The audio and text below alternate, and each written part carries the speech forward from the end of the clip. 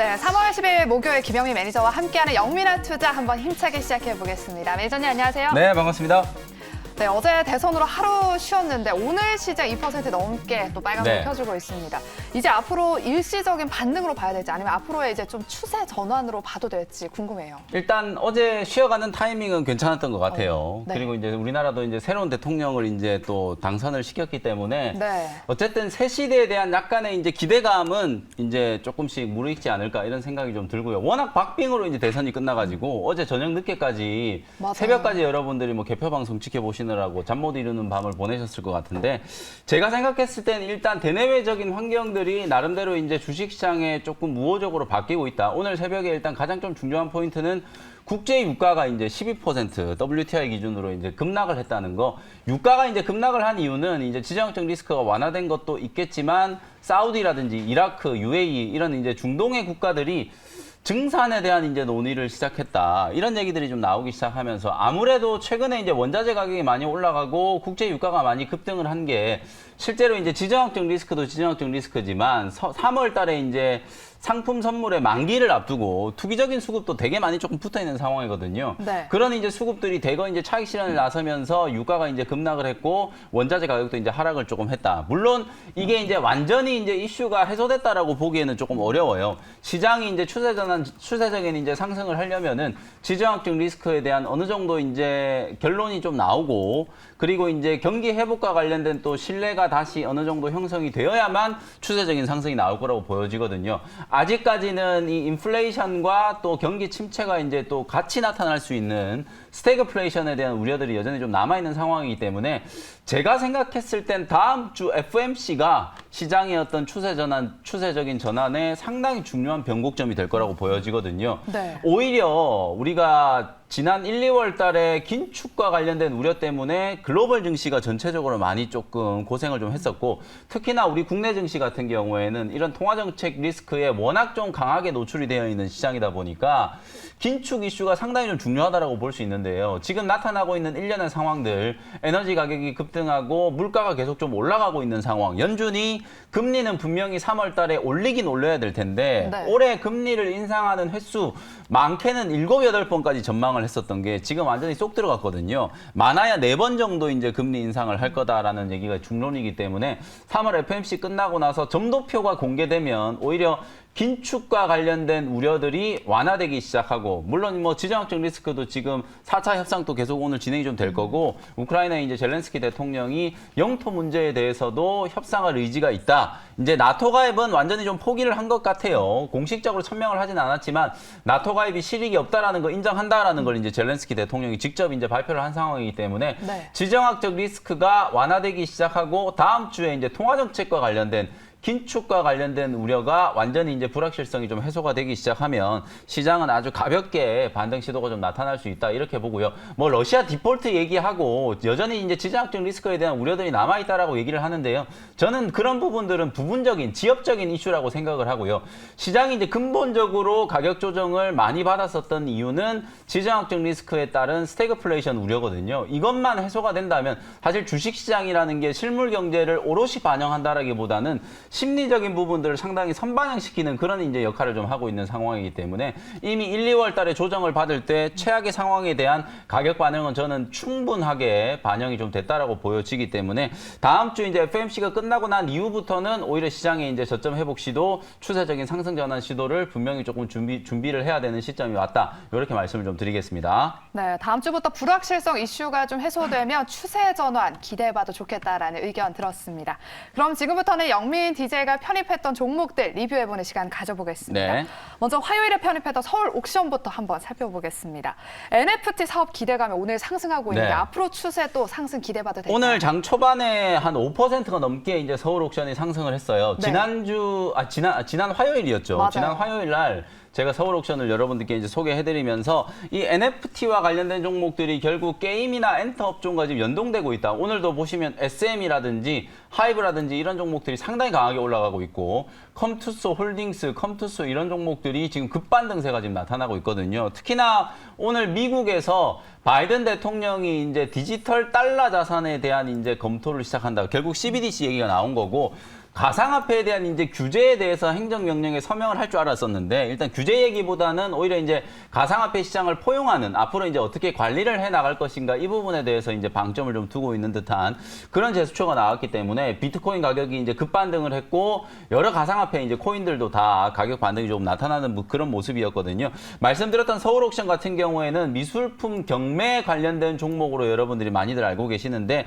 NFT 시장에 이제 진출을 하면서 향후에는 이 NFT 플랫폼과 서울옥션 블루라고 하는 이런 NFT 플랫폼에 더욱더 좀 주목을 좀 해봐야 된다. 이렇게 말씀을 좀 드렸었거든요. 네. 목표가 24,000원 정도 제시해드렸으니까 편안하게 공략을 한번 해보시면 좋겠습니다. 네, 서울옥션 목표가까지 일단 홀딩해보시는 게 좋겠다고 리뷰 도와주셨고요. 다음 종목은요, 바로 칩셋 미디어입니다. 이 종목 지난 시간에도 리뷰했던 종목인데 네. 앞으로는 어떻게 대응해볼까요? 뭐 인포뱅크라든지 칩셋 미디어 이런 종목들이 이제 애플카 수혜주로 이제 부각이 되는 종목이라고 말씀드렸고 하나 이제 모멘텀이 인텔의 자회사 이제 모빌아이 상장과 관련된 이슈가 부각이 좀 될 수 있다라고 말씀드렸었죠. 시장이 원체 이제 좀 침체 국면이었다가 오늘 뭐 글로벌 증시 반등과 함께 우리 시장도 뭐 코스피 코스닥 양 시장이 나란히 지금 2%대 이쁘게 지금 상승을 좀 해주고 있는 상황이기 때문에 이제 이런 종목들이 알게 모르게 지금 추세가 지금 회복이 되고 있어요. 지금 칩셋 미디어도 주봉을 기준으로 보시면은 확실하게 이제 변곡점을 만들고 눌림목이 딱 완성이 되고 나서 추세가 이제 좀 전환되기 위한 그런 준비 작업을 하고 있다라고 보여지거든요. 네. 뭐 칩셋 미디어도 23,000원 정도 목표가 말씀드렸는데 더 갈 수 있다라고 보여지고요. 오늘 이제 당선자가 첫 번째 이제 당선이 확정되고 난 이후에 이제 행보들을 보여주고 있는데 이제 인수위가 출범을 하게 되면 분명히 이제 경제 정책과 관련된 시장에 이제 긍정적인 시그널들을 많이 좀 내보낼 거라고 보여지거든요.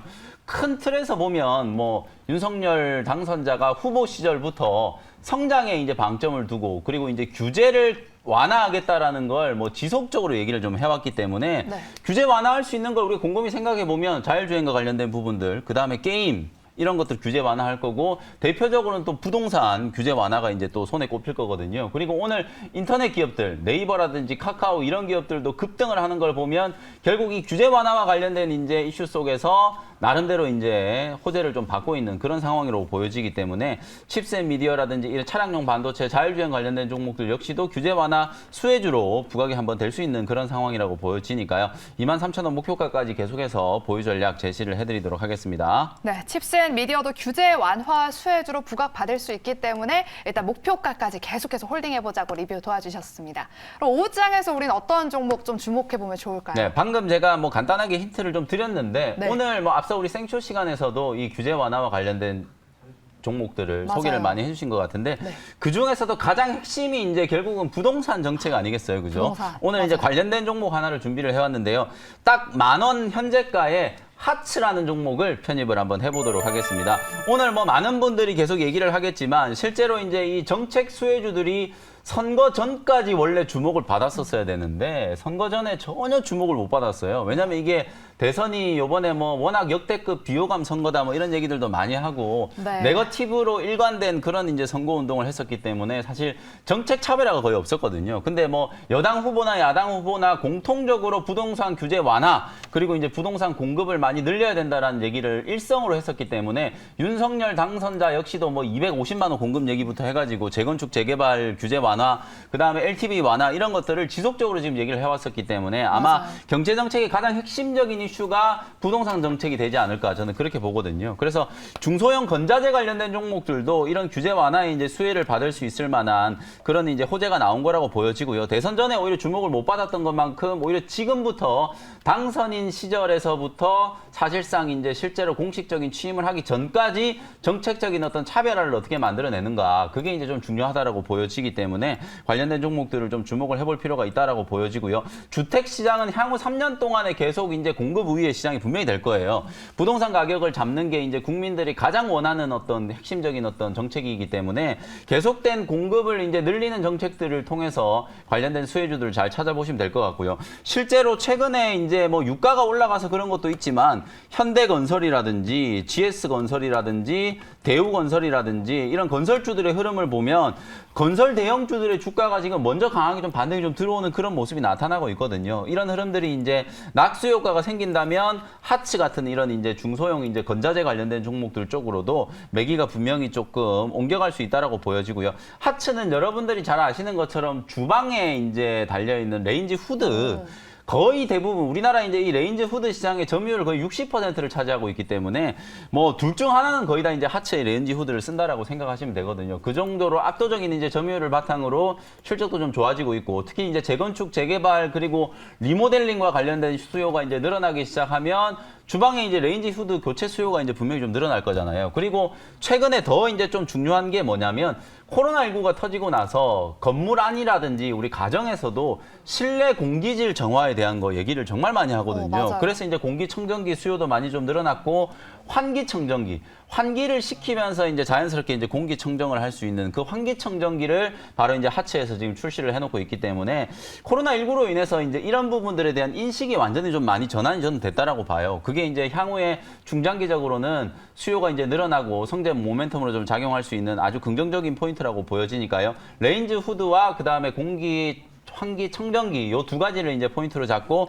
대응을 한번 해보시고요. 매수 가격은 1만 원 현재가로 이제 편입을 했고요. 1차 목표 가격은 트레이딩 관점으로 11,500원, 손절 가격은 9,000원 정도로 제시를 한번 해드려 보도록 하겠습니다. 네, 저도 그렇고 우리 시청자분들도 부동산 정책에 관심이 많을 텐데 네. 이와 관련해서 수혜주로 하츠를 오늘 소개해 주셨습니다. 그리고 이제 새로운 대통령을 네. 맞이해서 또 관련한 주식 강연회가 있잖아요. 맞습니다. 이번 주 토요일 날 이제 윤석열 당선자가 확정이 됐으니까 과연 이제 윤석열 당선자와 국민의힘이 어떤 경제 정책을 가지고 앞으로 5년을 이제 이끌어 나갈 것인가. 제가 아주 새로운 경제 정책에 대한 부분들 깔끔하게 정리를 해가지고요. 지금 화면에 나가는 것처럼 메타버스 실전 주식 강연회 우리 매일경제TV가 업계에서 최초로 지금 메타버스 주식 강연회를 처음으로 이제 시행을 하는 거기 때문에 참여할 수 있는 방법은 여러분들이 그 어플 스토어에 가셔가지고 이프렌드 앱을 다운받으셔가지고 매일경제TV로 검색을 하셔도 되고요. 뭐 QR코드라든지 그리고 샵 2034로 문자 메시지 메타버스라고 문자 메시지를 보내주시면